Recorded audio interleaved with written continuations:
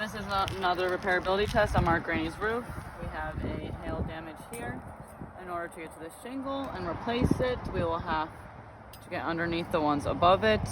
We'll also need to get to the nails. We'll nail them in perpendicular without damaging the shingles around it, but also without damaging any warranties that go with it.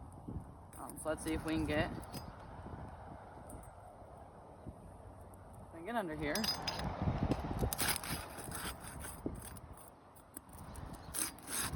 To replace it.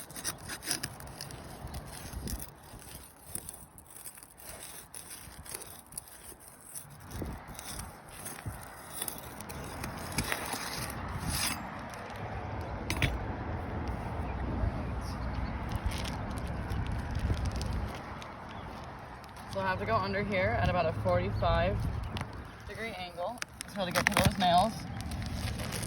So nail them in perpendicular so we don't avoid any warranties for the new shingles. But we also need to see that we can repair these shingles without avoiding warranties or damaging these ones around it. So we'll lift, take the nails out, and as you can see, we are failing a brittle test. Horribly failed a brittle test.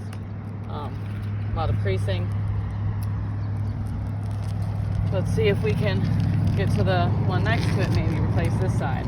Maybe then we can replace that one. And if we don't fail, yet another repairability test. That would. And if we go under here,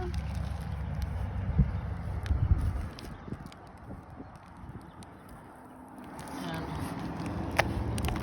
just going to get to those nails even, just to pull them out or nail them back in. Perpendicular, as you can see.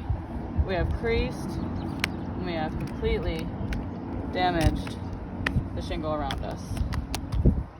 We have failed another brittle repairability test on Mark Graney's roof.